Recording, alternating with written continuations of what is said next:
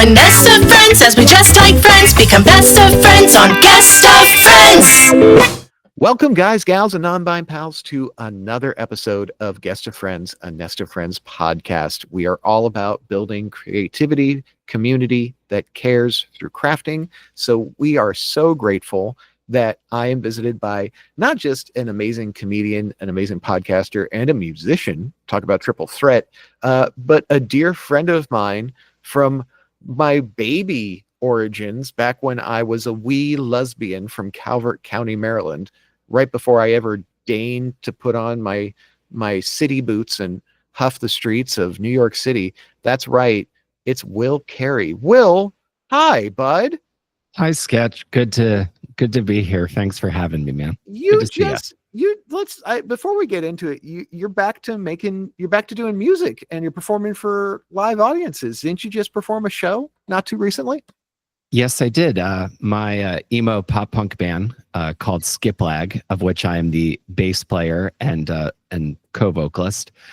We just played a big show in New York City at Pianos, which is in the Lower East Side, and we were joined by our friends in the band Suburban Surf Club and our friends in the band Hopeless Otis, and we filled it up, and it was a really fun time. I'm about to say, I saw it on Instagram. This was, as of this recording, this is what, like late June? This was like mid-June you did the show, and I just saw that on my For You page, and I was like, fucking A, Will. I am so happy to see you remembering when you were in high school bands, and like, insert typical high school band X, Y, and Z. I'm grateful to have seen this journey from like inception to maturation for you, my guy. This is fucking great. Where can people listen to you? People can listen to Sketkh everywhere that they stream music right now. We currently have one single out, our song Rhode Island. It's available everywhere you stream music, and we will be releasing more later this year. We've got plans to record this summer and put out more new music in the fall. I am excited. I was going to say, so a summer emo album, but you're producing it during the summer. So yeah, Pumpkin Spice Rage coming to you by Sketkh. I don't know. That's just a pitch. Love that for you. I can see the cover art, like all the thumbnails that are being like built up by marketing in my brain. If you had like a budget that enabled that scale of work, and it sounds so nostalgic. It sounds like so much fun, and my gosh, must bring you so much joy. Can we start there? I know how you and I met, and I know we've talked about that on your podcast. So yes, I want to recontextualize here on the show. We like to talk to creatives about like their life, their career, their journey, their passion with community. So Will, give us a little bit of like what your discovery of creativity was like for you. Was it like crayons in a crayon box? Was it a song this one time when you didn't understand how music was of music? Or was it like something more core memory that maybe most people don't really anticipate? Like, when did you discover you were creative, I guess is the question. I probably discovered I was creative a few months before you met me, because when I was growing up, when I was like a child, I of course loved cartoons and I loved video games, but I had no sort of inkling that I was wanting to make art or create things in any way. As odd as that may sound, my biggest priority as a kid was getting a high score. That was what I was like most excited about. And then later on, it was, what else can I learn about the sinking of the Titanic? Those were like my two like twin, like deep dive, like super serious, like interests and passions. And what probably set me off on the path that I still follow today, the inception of what would turn me into like an artist, was when I was 13 years old. I discovered the band Blink-182. I've talked about my love of Blink-182 for my good portion of my adult life to anyone who will listen. This is a pretty known fact about me. This was a very core fact about you even back then, because as much as Blink-182, I think we can look back at with a lens of like raw nostalgia, it was for a lot of people, because music was your identity, at least for young millennials in high school. Like it was everything about you. Like you saying you liked one band drew a very specific line. And then if you said another name, you're literally just drawing yourself into corners. Yes, exactly. In the early 2000s, the scene, the music you were really into, and the scene through which that music was created, which for anyone who's not familiar, scene is essentially like the community around genres of music. And punk rock and pop punk has very documented, like tight-knit community with like very set kind of parameters, depending on where you are, depending on the people that are around you. But I heard power chords on an electric guitar, and I heard those melodies, specifically the song What's My Age Again. I heard those sounds, which I had never heard before, because I was a Disney kid and I listened to a lot of contemporary 90s pop and Motown is what my mom listened to. That was my first exposure to guitar forward rock music. Okay. That really spoke to me. My dad had tried to play Ted Nugent and classic rock for me, but it just didn't hit the way punk rock did. And so I had to learn how to make those sounds. So our high school, Patuxent High School, had guitar classes, and I harangued my parents, I want to play guitar. And they were very supportive. Got my first acoustic guitar. This was going into my sophomore year of high school. So this is fall of 2001. Oh, I remember that all too well. Yes, for a lot of reasons. And at that same time, this will all come full circle. At that same time, my best friend since childhood and our mutual friend, Chris McNamara, my entire freshman year had been saying, try out for the school play. I'm in the school play. Next year, you should try out for the school play. And fall, I finally just said to myself, okay, I will try out for the school play if it will make you stop asking me. I don't think I said it exactly like that, but I said, okay, I'll go and do this. It's funny how peer pressure. It's funny how peer pressure works out for you sometimes. Yes, this is very positive peer pressure, and it was. And our school had a fall play that was more of like a traditional straight play, and then a musical in the spring. Yeah, and that fall was kind of, I would say, like a classic sort of screwball kind of comedy called The Man Who Came to Dinner. That was a very interesting show. We did, like, Derek Anderson, our theater director, had such a palette for like that weird British situational play. Like, yes, the year before that, the show that I auditioned for my sophomore year was Peter Sellers' The Pink Panther Strikes Again.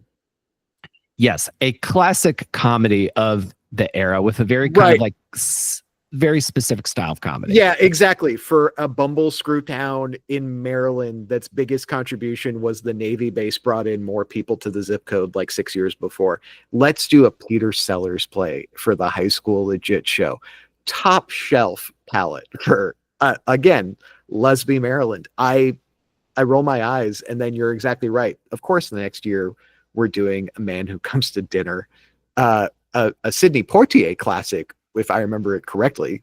But this was one of the many versions before it was filmed, so it didn't have that bent to it. It just proved itself to be a timeless piece with a kind of like instant moral from the title. But you got bullied into auditioning for that? I did. and I can't even remember what the audition was, but I more or less got cast in like one scene. It's me and a few other like prisoners that like come to dinner, and like the titular man who comes to dinner I forgot about this. is like, oh, like we were all like various forms of serial killer and such. I don't even think was supposed to have any lines. But the joke is like, oh, he brings these prisoners to dinner. Ha ha ha. But I specifically remember we would alternate like who got to have the one line to say yes sir, and I got to say like one line on stage. And once I got into the rehearsal process and I met you and I met the other people who do theater in high school, this sort of personality type, this sort of personality type. That's the nicest way to say you guys, you weirdos, you theater kids. That's exactly what we were. Yes. And that was genuinely, Sketch, the first time I didn't feel like a complete like loner outcast. In all sincerity, I was a really lonely kid, and I for a lot of years as a child, like my parents loved me, and I wanted for nothing. But where we grew up, it was very rarely the kind of place where you could just like go down the street and go over to your friend's house. I had to get a ride if I wanted to go to a friend's house. Yeah. So I just did not have a lot of people around me that I wanted to spend time with. And then I found high school theater and our community of kids who did high school theater. And these were the only people I wanted to spend time with. The Patuxent Harlequins.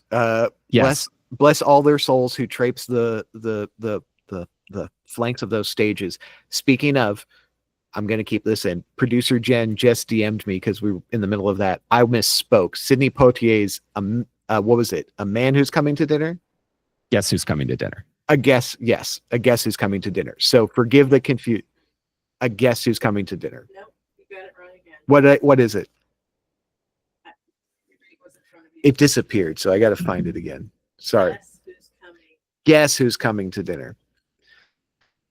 We're doing great, guys. So that was my correction on that little story. So, but again, to think about, to paint a picture, having been there from the outside, recontextualizing that, I mean, Will, that's a universal story for a lot of theater kids, whether it's two schmoes like you and me from Calvert County who are only a year apart, and by the way, identical, like was so lost, had just started to frame the idea of, oh, I'm a person, because middle school wasn't kind to anybody. I feel like that's where a lot of people go from childhood to like figuring out the very, very beginnings of having opinions, being informed, like starting to like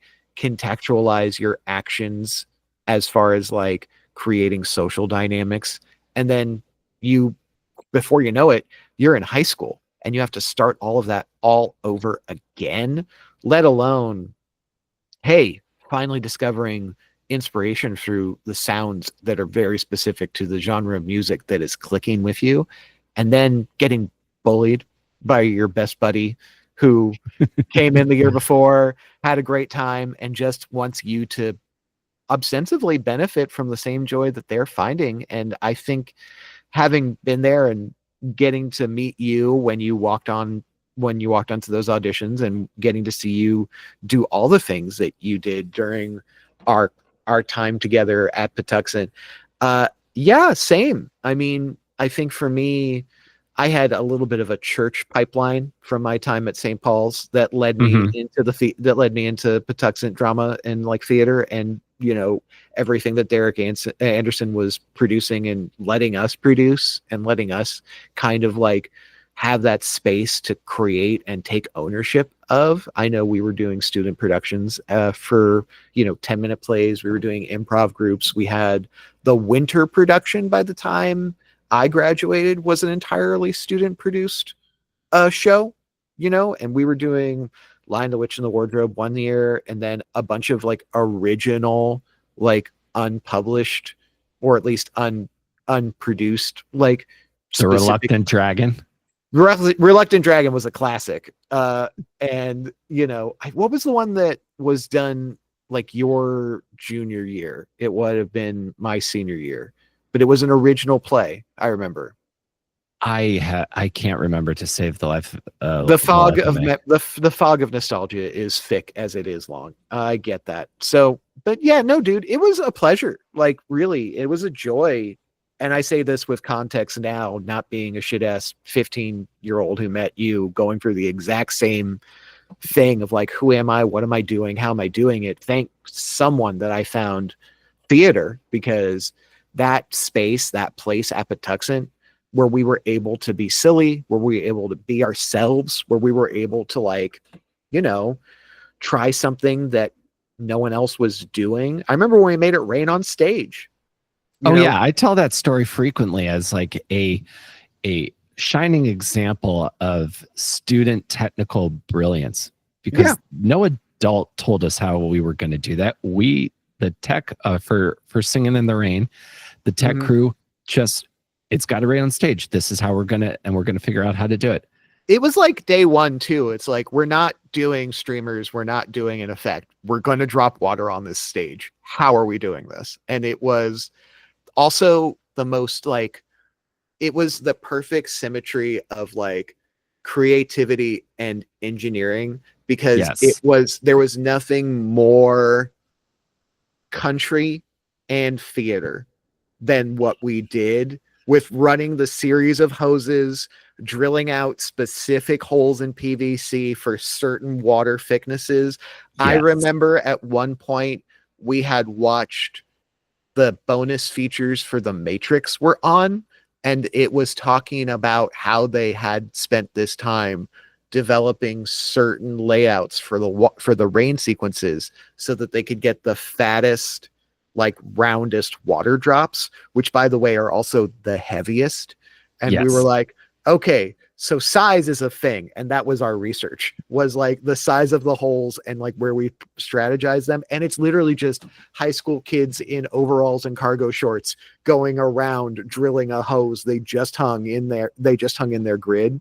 And that was the permission we were given as teenage technicians and artists, because we also are missing a huge part of our time at Patuxent. Was everyone who was backstage were just the kids who were just on stage. Like, it was so much of like a repertory company vibe where everyone was working together to make everyone feel as supported as they would want to, which was not true of the senior class before us. And like the brief 5 years that high school drama had been a thing, because our high school was brand new. Patuxent was only 6 years old when I came in as a freshman. So by the time you were there, it was maybe 7 or 8, right? Like brand new building in the county, like basically the county had blown up from 1 high school to 3 high schools in like less than 10 years. And so there was this mass influx of mostly ex-city kids who moved from either like the suburbs of DC or DC proper, in some cases Baltimore, to work at Pax Naval, because they had just opened up a bunch of civilian positions and a bunch of contractors' offices. So a bunch of like DC work ended up in Southern Maryland, thus bringing kids like me. And I think your mom was in Calvert, right? Her whole life. Am I mistaken? She was at, well, my mom was actually, I would say her formative years, a bulk of them were in Calvert. She was born in Ohio. She spent time in Calvert, and then she also spent time in New York on Governor's Island, and then also time in Seattle. Because she lived on Governor's Island? That's a very specific island to live on. Well, to some of if anyone's a fan of the Bowery Boys podcast, little New York history, there was a Coast Guard base on Governor's Island back in the day, and my grandfather was a decorated Coast Guard captain. So they would move around different stations, different times of her life. But the one kind of like home base that they would always come back to is this. At the time, it was a little summer cottage on a cliff in St. Leonard Creek, and that was the house I spent a lot of I lived in from like high school years to when I moved out. Wild. Yeah. Well, so your first bite with Community was high school theater. After getting razzed for being a Sum 41 fan the entire time you were there, do you feel vindicated now to see that music legends have been kinder to it? I am thrilled to see that all of the bands and scene that I loved as a high school student continues to resonate with people. And it has like legitimate, like cross-generational appeal. The fact that Gen Z kids love Nirvana, and I went to, and again, just to a little peek behind the curtain of my Blink-182 fandom, when Tom DeLonge rejoined the band 2 years ago and they went on a giant world tour and then went on another tour and are going on another tour, I will have seen them probably, I think 7 times since he's rejoined the band in several different states. I love that for you. I really do. I know exactly what that means to you. And I think that's beautiful. And I have been enjoying them more and more, having seen them do exactly that from a level that I couldn't when I was a shit-ass snob high schooler who thought he knew better, who was secretly listening to the Backstreet Boys and also living that truth when he could. But, of course, the fact that I go to these shows and I see people my age, I see people older than me, and I see people who bring their kids who put their ears over during all the curse words, because Blink have a 30-second song that is just the 7 words you can't say on TV. I think that says a lot about the power of that music and that community. The fact that I have been wearing Blink-182 shirts in Jaipur, India, and people have come up to me and said, I love that band. I think that says a lot of the power of that community around that music. Well, Will, I think we've hit a natural pause point. Let's take a break. And then I want to talk about what I would consider Poke Evolution 2 for Will Carey's journey finding community. I'm excited to see how we go from high school years, theater club, emo punk fan to maybe a little bit of collegiate Will. But let's find out more after this quick break. Hey there, guys, gals, and non-binary pals. Join us Thursday, August 7th at 7:30 p.m. at Geeky Teas on Alameda Avenue in Burbank, California for our Decades of Fashion live fashion show and figure draw. Make sure to visit our pop-up fashion history museum and learn about the historic significance of all of the fashion displayed on our runway stage through the decades as Sketch by Sketch presents a live fashion show and figure drawing event celebrating the history of 20th century fashion in partnership with our friends at Dress Up Studio in Glendale, California. So make sure to get your tickets now for Decades of Fashion. Head on over to the Nest of Friends website at nestoffriends.org and join us again at 7:30 p.m. August 7th, Thursday at Geeky Teas in Burbank, California for a one-of-a-kind fashion show runway figure draw. Guys, gals, non-binary pals, welcome back to Guest of Friends, a Nest of Friends podcast. I'm joined with my dear friend, comedian, musician, multi-hyphen extraordinaire, Will Carey. Will, we just talked about our mutual origin stories from wee lads from Lusby, Maryland on Rosby Hall Road, talking about Patuxent, a place that no one can ever spell, and anyone outside of Calvert County, like I see so many people freeze when they're like, how do you spell that? And then I show them and they're like, what? I'm like, wouldn't have guessed that.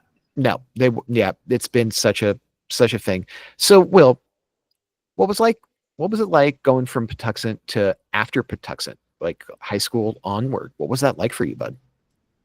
That's a great question, because when I first got to college, that was the first time I had been away from home longer than a week. Once I hit 8 days, that was the time that because you were in a band. You were in a band too, right? Didn't you start one in high school? And then I did. We also had this journey together where you had such a tight knit group with Patuxent High Harlequins and all your friends in high school, and now you're being set free. What was it like? What was it like on that next step? Well, I definitely knew that what I was leaving was special. So I really, while I was sad to leave that time, I was excited. I was excited for what was coming next. I knew that college was going to be new experiences, and I also knew that I would never lose touch with the people that really meant a lot to me, even if we didn't talk every day, because lots of those friendships that I have, I will say that about you. I'll say that about Chris McNamara. The folks from that time I'm still in touch with, pick it up even if we don't talk for a while. Pick it right back up, and it's like no time has ever missed. But to go from high school to college, because I feel like I really checked a lot of boxes on my way out the door of high school. I only went to senior prom. I wasn't even going to go to senior prom, but then again, peer pressure. Well, rented the tux in 3 days, danced with everybody's girlfriend, went by myself, ended up at Checkers afterwards with free sheet cake. Really, the most responsible way I could leave high school, and check a bunch of boxes. I did. You got your own can't hardly wait story that you need to pitch? It's more PG than R or hard R, I guess. Hey, there's a market for it. Don't write yourself off short. But I do remember you telling me that story, and I thought that was a lot better than most Patuxent seniors exits. So kudos to you, bud. Thank you, man. I appreciate that. And so going into college, a lot of new things. It's a big transition. Where'd you go? I went to Towson University, which is in Towson, Maryland, formerly known as Towson State University. I kind of zeroed in on that for a couple of reasons. I knew a few people who were going there. My mom had gone there, and they have one of the best theater programs in the state of Maryland. So, they really do. Outside of University of Maryland, which is nationally regarded, Towson is an excellent school. They're really great. What's the mascot again? Tigers? Tigers. Yes, the Towson Tigers. So you went from the Patuxent Panthers, which was the high school mascot, to the Towson Tigers. Yes, my education is mostly predatory cats. I see. My higher education. The more apex the feline, the more Will Carey is invested in that brand, that institution. That's 100%. Yeah, if you rip this shirt off right now, do you have a Patuxent Panther on one bicep and a Towson Tiger on the other? I don't have any tattoos, but those are good ideas. First ones you get, just put the 2,500 down, because I'm sure those aren't going to be small pieces. I will look as a fundraising goal. Sometimes I debate: do I offer my skin to be tattooed for some inordinate amount, or do I just make my hair grow long enough that I bully someone into either paying to keep it or paying to shave it? And if you ever get to that point in your life, consider the niche market of appeasing Patuxent High and Towson Tiger fans in the world's worst feud. I'll keep that in mind. But Will, you went from being a Patuxent Panther to a Towson Tiger, which yes, I did. What was it like? What was it like going through that formative step up? You've just poke evolved level 2. What was that like for you? Well, not too dissimilar to when I first discovered theater in high school. The friends that I made that freshman year doing theater as baby, first year, real kind of again, the friends I made really eased that transition. It also helped that I started dating my first serious girlfriend relatively soon after I arrived there. I think. Okay, brag. Get it? I think we had met Maybe within the first couple of weeks, and she was very nice, and we kind of, I think, were what we needed for each other for the time that we were together. So that my first semester, we spent a lot of time together. We spent a lot of time with our friends because we were all taking a lot of the same classes. We would take theater history, we would take movement, we would take voice. This was a theater major. You were pursuing a major in theater, and then this was like you were just in the club, in the clique, in the group. That is exactly it. The way Towson's theater education is devised, you declare your tract in the department your sophomore year. So everyone kind of starts at like a base level when you come in, and then you either have the intention of going on the acting track, the tech track, or the general studies track. But to get in the acting track, you have to audition your sophomore year of in the fall. So you do like a year of this, and then you either get into acting track or you don't. And this is going to be a part of the story. When it came time for me to audition for the acting track, I did not get in. Yeah.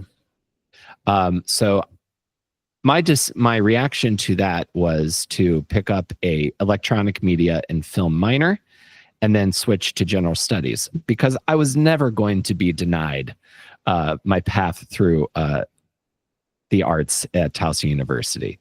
And that's excellent. That's an excellent piece of gumption to hold on to, because you know how easily that mentality from high school can just travel all the way back to college and kind of create such toxic atmospheres to combat. But I think he had a great attitude about it from the beginning. That's amazing, Will.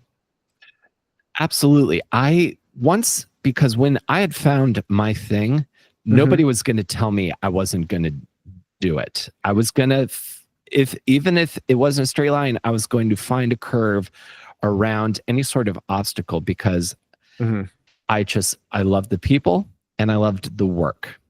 Because they were so supportive. I mean, I'm sure knowing the scale of Towson, which tell the people, because you're probably a better source, like how big was the school when you went there? Like what was the student population like?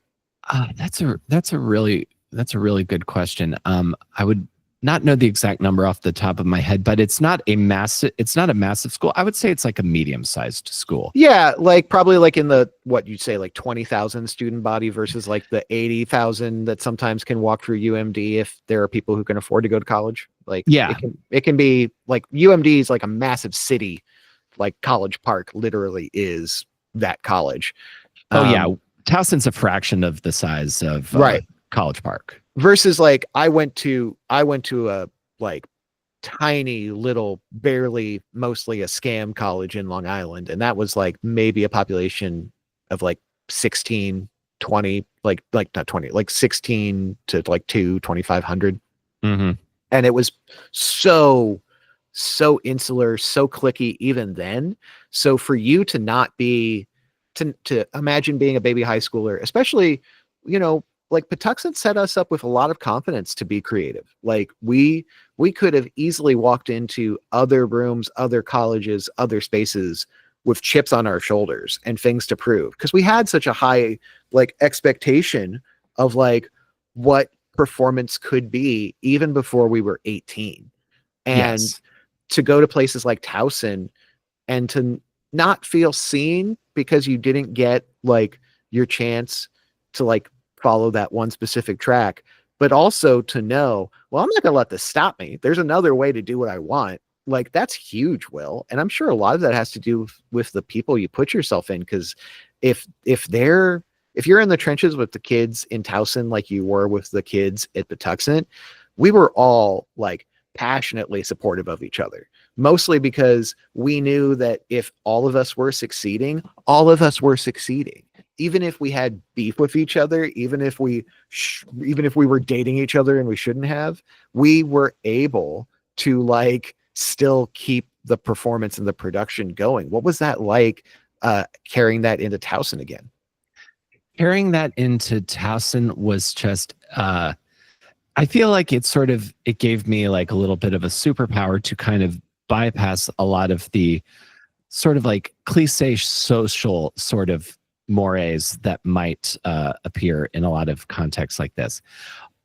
I also think our high school theater teacher, Derek Anderson, did a really good job of prepping us for don't come in expecting the world. You're going to have to start from the bottom again and earn it. So I had always kind of had a real sort of, I'm going to show up, do the work, and because I can control that, and I'm going to see what happens. So I think I just went in with that mentality. I was not going to, I never got bogged. I never sort of like got upset of like, why did this person get this bigger part versus me? I've been here this long. I should be the lead. That kind of stuff has never really mattered to me. I just need to be there. And as a result of having that attitude, I've gotten to do a lot of really interesting things. My freshman, like even after I didn't get into the acting track, I still got cast in things. I would do small plays. I would do smaller parts and bigger plays. I was still in the game. And I think, and this is a mentality I still have now, being in the game is like a big part of it. Yeah, maybe you're not the quarterback, maybe you're not the captain, but if you're there, then you're in it. That's really in well, that's huge. That's huge to have, especially from high school into college. That's inspiring, dude. I wish I should have done better in college if I had that on my head. Like, I think that's really impressive for you to be able to hold on to the lessons and not let the ego get in the way of what you wanted to do. What was the room like? Who were you around at this time in your life? Like, where did your friends start to become your people? My friends started to really become my people. So after that freshman year and that core group that I really rode with for a long time, I really found, I think, my strongest community in college when I still lived in Maryland. My strongest community, because happened once I started doing stand-up comedy my senior year. Tell us about that, please. College. Okay. My path into stand-up, I honestly think boggles a lot of people. I remember Derek Anderson sharing one of my stand-up videos several years after I was his student, and with a sort of prideful former student doing stand-up in New York City, and people are commenting, that's why we do what we do, my friend. And that just brought me so much joy. Like, I really felt like I had like made him proud, and I was very gratified to have that feeling. And also, when I was in college, doing stand-up really set me apart amongst the theater team, the theater department, because I was doing something that nobody else was doing or thought of doing. The way I got into doing stand-up was I discovered the comedian Dimitri Martin. Okay. And if you're listening and you're unfamiliar with Dimitri Martin, he has very like dry, monotone delivery, and he does absurdist one-liners, and he also incorporates telling absurd one-liners while playing guitar, and he also incorporates funny drawings into his performances. And that was the first time I realized that stand-up could be short, funny, absurd thoughts. And then I found Mitch Hedberg, and then I would later go back and find Stephen Wright. And that was what really got me interested in comedy. And conversely, that my senior year, Towson had a comedy class where you do all forms of comedy. You spend time doing mime. You spend time doing personal clowning, like kind of like Marcel Marceau, Cirque du Soleil sort of clown. You actually took comedy in college. Yes. I love that. We would do all kinds of like personal kind of character comedy. And there was a section on stand-up. And I remember my TA for that class, Ron Burr, I remember him pulling me aside once. I think there was also bits on improv. And I remember him telling me, you've got a mind for stand-up. I don't know if you have a mind for improv, which is funny. And That means you're an excellent writer. I like to think that I am a strong writer when it comes to comedy writing. And we would do like a 5-minute set in class. And I wrote this 5-minute set. I wrote about my part-time job at Target. I wrote about being from Calvert County. I wrote about being tall. All things that Ron said, start writing jokes about this stuff. I think for the listener and the people who are seeing you seated, it is worthy to say, Will, you are quite tall. Can you please give us the latest count on how tall you are? I am still 6 feet 7 inches, and for our international audience, that's about just shy of 2 meters. Wow. Yeah. What was it like going to Japan? Did you just spend all of it like hunched over? When I travel internationally, I duck a lot because a lot of things in like Asia and Europe are not built with very tall people in mind. So I hit my head on a lot of things and then I just duck a lot. Yeah. Yeah. There's an entire series of photo in my photo albums called Will Carey is Too Tall for This Place. And it's just me being too tall to fit through doors without ducking. I think that's also a great place to take our next break. When we come back, I want to hear more about comedian Will Carey and his journey into podcasting, and then all the things Will Carey today. When we get right back, Nesties, here on the Guest of Friends, a Nest of Friends podcast. See you soon. Guys, gals, non-bime pals, we've got another spectacular sketch-by-sketch live figure drawing event for you, August 15th at Lawless Brewing Company at 8 p.m. Come join us for Brain Candy. That's right, we're going to have 2 drag artists put on their best tributes to your favorite nostalgic childhood television shows. What could they possibly have for your sketchbooks and your portfolio builds? Well, you're just going to have to get your tickets now at nestoffriends.org to find out and join us August 15th to see what these amazing and talented models are going to have in store for you at Nesties, one and all, guys, gals, non-bime pals near and far. Welcome back to Guest of Friends. I'm chatting with my buddy Will Carey, and we want to talk about the comedian inside that's been there the entire time. Will, what was it like going from college comedy class, getting bit by this stand-up bug, and then eventually having a TA kind of be like, I think you need to hear this. You're valid as a stand-up. What was it like taking that into your post-college years? It was very similarly the same kind of feeling that I got from that first time being on stage at Patuxent. It was, oh, you found another thing within your thing. And then as a result of doing stand-up, I found my people again in the Baltimore stand-up comedy community. Now, Baltimore's comedy scene has grown since I started, which was I started doing stand-up in the fall of 2007. Okay. It's grown a lot since then. There's some well-known comics that have come out of Baltimore now that most people would know. But at the time, Baltimore was not a hotbed on the comedy map the way New York, Chicago, or Los Angeles was. So there was, at that time, it was smaller and it was very, very tight knit. And if you were, and again, funny is currency in the social part of doing stand-up. Because how many comedy clubs are in Baltimore, at least at this point? Like how many, like per like square mile could you find in the Baltimore city area? Businesses that had the name comedy club in the title, there were 2. There was one in Baltimore County called Magooby's Joke House, which was originally a much like 150 seat place. Okay. And then there was the old location of the Baltimore Comedy Factory, sat around 300 people. Okay. And then you would occasionally find open mics, or you would find what I found, which was a booked open mic that had a paid headliner that would do like 30, 45 minutes at the end of this booked open mic. And that show was called Drink to Or Funny. It was at a sports bar called it originally moved to High Tops Bar and Grill, but it was originally at a Damon's Bar and Grill. Wow. In Hunt Valley, Maryland.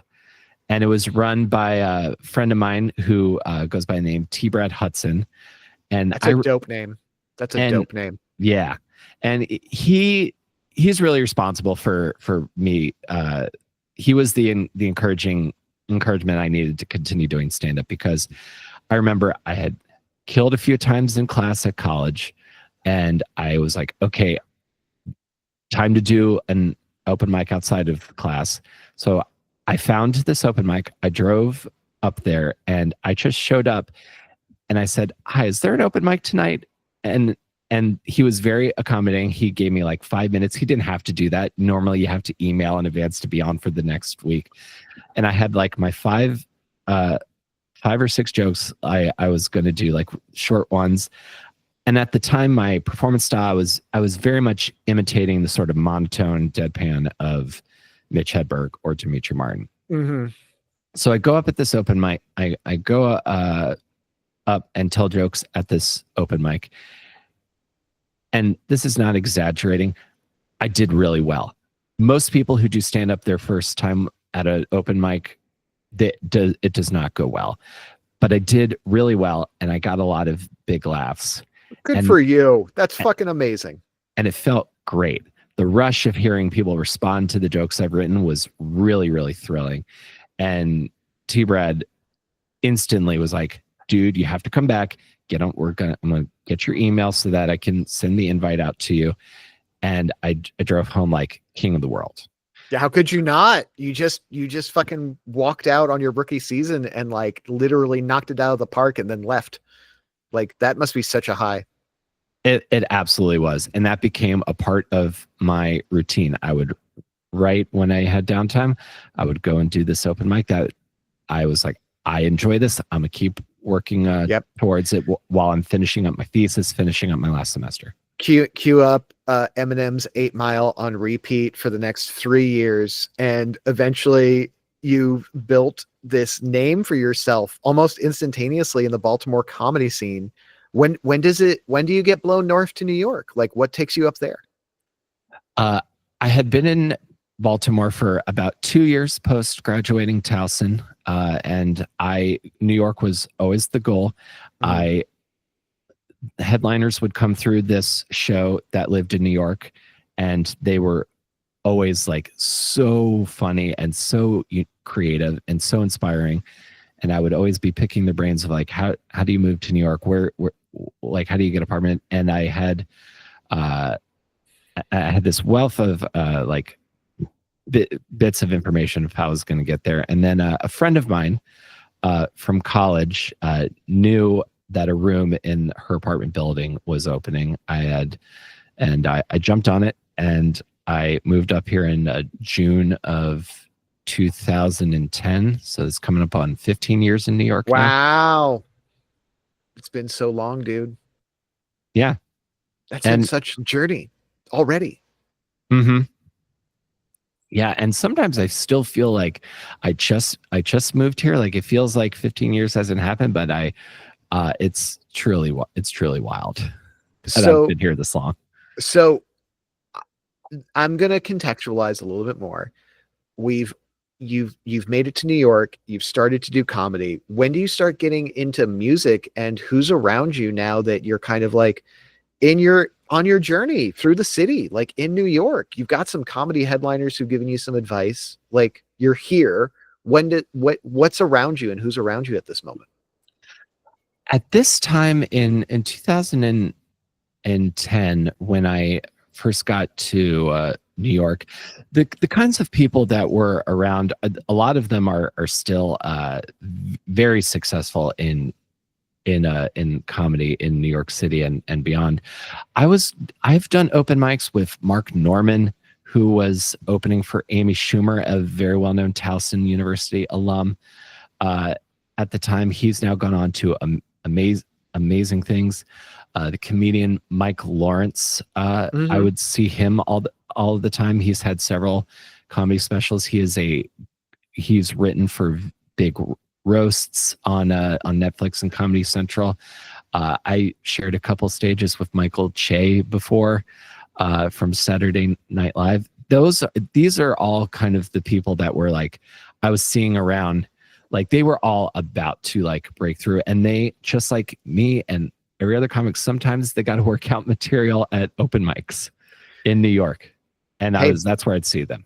Well, being in these rooms when this happens, that's it. Like, you don't really make art in a void. And whether it's comedy, whether it's music, I think being in a place like New York City, especially after establishing yourself so fast in another city like Baltimore, and now here you are kind of like taking on those final steps into evolving yourself. How do you get back into music during this time? Or have you ever stopped? Like, has there been a side band for the last 15 years at this point? Well, that's the thing. Once comedy started, I had a band in college, and we had played a couple shows, and then I had one member just moved away because for college and life, I ended up having a falling out with one of the other members, and that experience is what helped bring me into doing comedy initially. Was the idea of like, okay, I can do this by myself. Mm-hmm.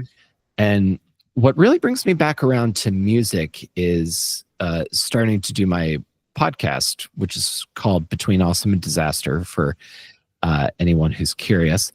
And natural segue, by the way. I love that. Thank you. Which was born out of my love of Mark Maron's podcast and Mark Maron's interview style. And I initially started by talking to my peers in the comedy community. I was also a avid music listener, so naturally I started to occasionally talk to musicians that I knew in New York City.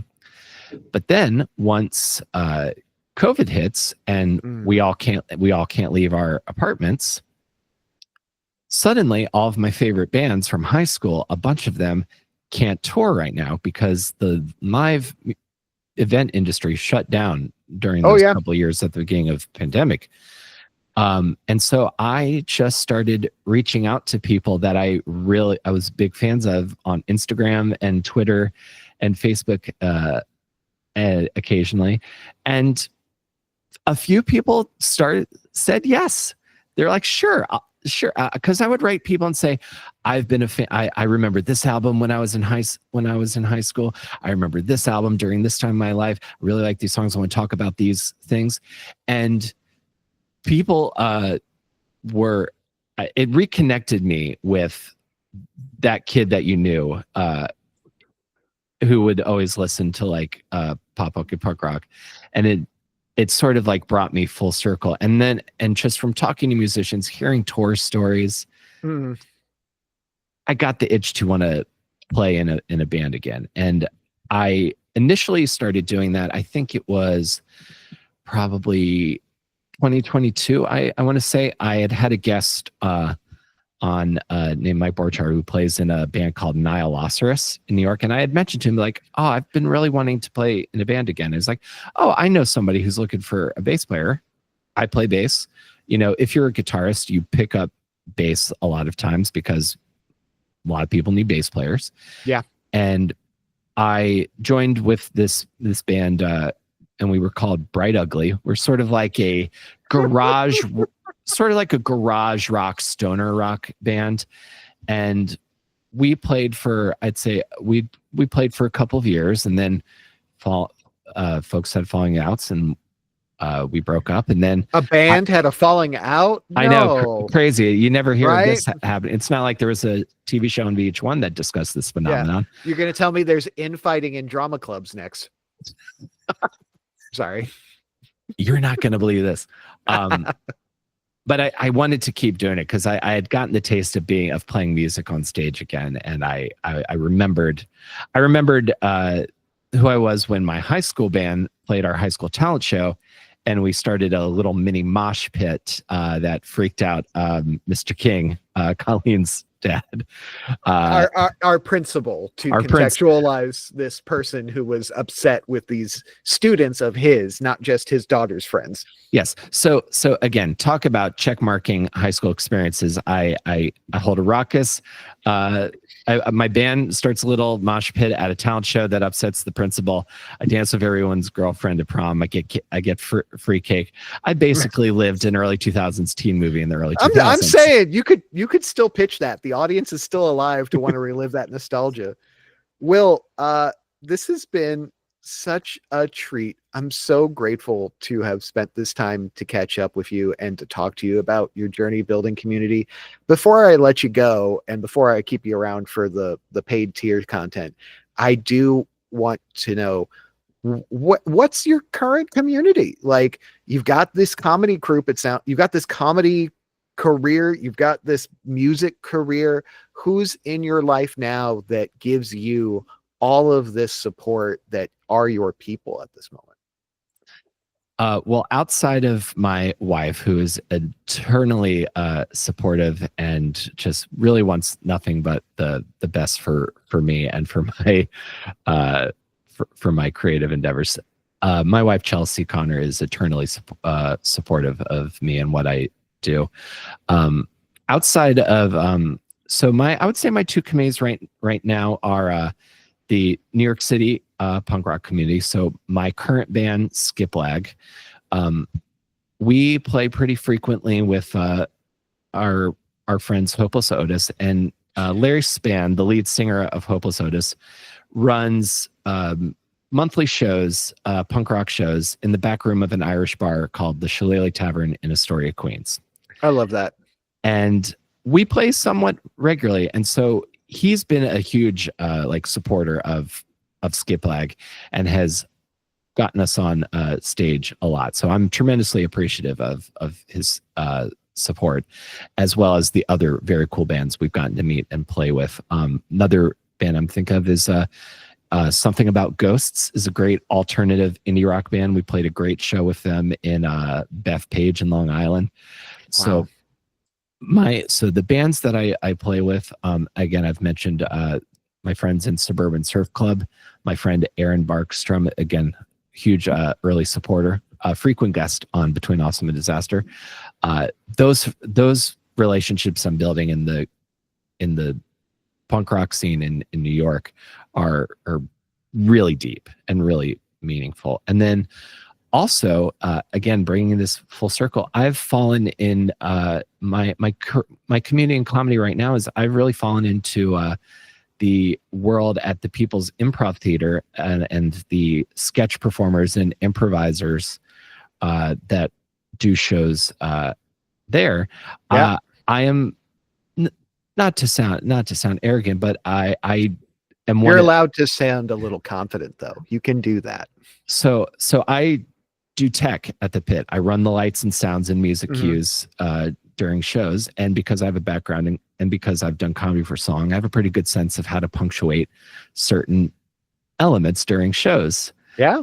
And I've worked a lot with a group called Backdoor Barbecue. And then until relatively recently, they just had their final show for before hiatus. I did tech for a live dating show called Love is Live. And the performers that I work with there are all incredibly lovely people, incredibly supportive, and really because I really put a lot of joy into my work as the tech and collaborating with these groups to make their visions come to life on the stage. And I have received effusive praise from the folks I've worked with, and it's really been incredibly meaningful and validating to me to hear that from them. Well, Will, having seen that from the very beginning of your journey, almost 20 plus years ago, and understanding the human Xanax level quality it's like to have you in the room with people, like you really are a light. And I think knowing how much you care about making sure that other people feel supported, and that also knowing that you know a thing or two about how to, run a fader or run a cable, or, like be able to treat a person like a human being. I think all of those things add up to a very amazing and accomplished creative like yourself. And I can totally see how, even with the gaps in our years together, how you filled that by being able to attract other people to you for the genuine self that you are, this curious, dry, like whimsically sardonic musical nymph who happens to be 6'7". And I think from everything I've seen you do from our baby days back on the Patuxent stage to being able to watch you on my For You page and on your podcast, like have such a weight and such a stake in what you are doing and how it is so uniquely 100% you. I'm really proud of you, bud, for having all that around you and being able to find people like that, because that's hard. It's really hard for a lot of creatives to feel perceived for who they are, not just the product they may be, and also to know what to do once they get that. And I don't think you've ever let that like hurt you or hurt anyone else. And I think that's really impressive. I'm proud of you, bud. Like, kudos. And can people still find you on the podcast? When's your next show? Like, tell us where they can at you and where they can find you. And then we'll get into saying goodbye to all the people listening to the free podcast and talk a little bit more for a second after that. So yeah, Will, where can people find you? What do you got going on? This is coming out probably towards the end of, or maybe middle of August, I feel like. So okay. We're coming up on the fall as of listener. What do you have on the horizon if you can look that far ahead? Well, if folks are interested, they can check out my website, awesomedisaster.com. That has links to everything that I do, as well as all of my social media. You can listen to my podcast, Between Awesome and Disaster, everywhere that you get your podcasts. You can listen to my band Skiplag everywhere that you get your music. And if folks are interested in when Skiplag is playing live or when we are releasing new music, you should follow Skiplag NYC on Instagram. And you should follow me on Instagram as well, Will Carey 23. Again, all links at awesomedisaster.com. And for the privileged few, I'm at Will Carey on Blue Sky. I got the first Will Carey on Blue Sky. Good for you. You finally got the first Will Carey. I know what that's like in your journey. Well, Will, thank you for sharing this, and ta-ta to all of our listeners. I've been your host, Sketkh Williams. Today's episode has been produced by Jennifer Martina, and you can find us at nestofriends.org for all of the links for our upcoming events, including all of our regular live figure draws with Sketch by Sketch over at nestofriends.org. And yeah, bye, everybody. Bye. Guest of Friends was created and produced by Jennifer Martina and Sketkh Williams. Hosted by Sketkh Williams. Featuring music composed by Libby Ward with lyrics and vocals provided by Jennifer Martina. Cover art for Guest of Friends was created by Mitra Katsuyoshi. Guest of Friends is brought to you by Nest of Friends. Our mission as Nesties is to provide the kind of third space our world deserves through creativity, with community, with craft and care.